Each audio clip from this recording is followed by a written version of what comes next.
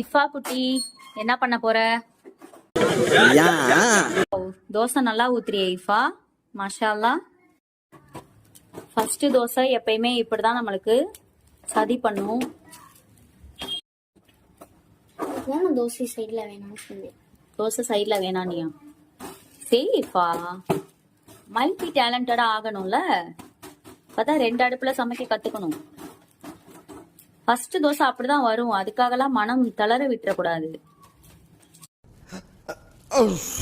Finally இந்த அளவு தான் தோசையை காப்பாற்ற முடிஞ்சது. அடுத்த தோசை கரெக்டா வரும் நம்புவோம். சப்பாத்தி சுடுறதுனால கல் ஒழுங்கா வரமாட்டேங்குது. ஒன்றும் பிரச்சனை இல்லை, வந்துடும், போக போக வந்துடும், பழக பழக சரியாயிடும்.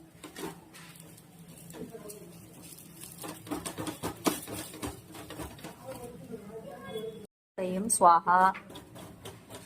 டேஸ்ட் எல்லாம் நல்லா தான் இருக்கும், ஆனா கொஞ்சம் உதறி வச்ச மாதிரி இருக்கும். ஓகே, 3வது தோசை ஊத்து, சும்மா ஊத்து.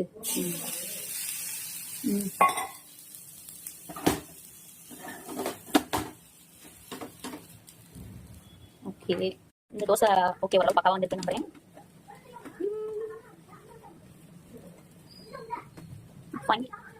அந்த தோசை இன்னும் கொஞ்சம் பெட்டரா வரும் நினைச்சேன்.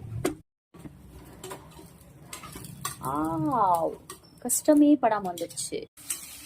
எண்ணெயில பூண்டு போட்டாலே ஒரு ஸ்மெல் இருக்குதே, அப்பா தூக்கி விட்டுருது ஆளை. செம்ம ஸ்மெல்லு. உழுவாம இருக்கேன். உழுவாம இருக்கியா? காமெடி. எப்பயுமே குக்கரை ஒழுங்கா நீ வைக்கலன்னா அப்புறம் அப்படியே கீழே விழுந்துரும் எல்லாமே. எப்பயுமே வந்து இந்த மாதிரி வராது. இப்படி நீ வந்து மூடி இருக்கிறத நீ திறக்கிற அப்படின்னா இப்படி தூக்கக்கூடாது, இப்படிதான் தூக்கணும், சரியா? இப்படி தூக்கணும் ஓகே தான் ஆவி அடிக்கும். இப்படி தூக்கணும், இல்லைன்னா இந்த சைட்ல இப்படி தூக்கணும், ஓகேவா? டயர்டாயி அம்மனி போயிட்டாங்க.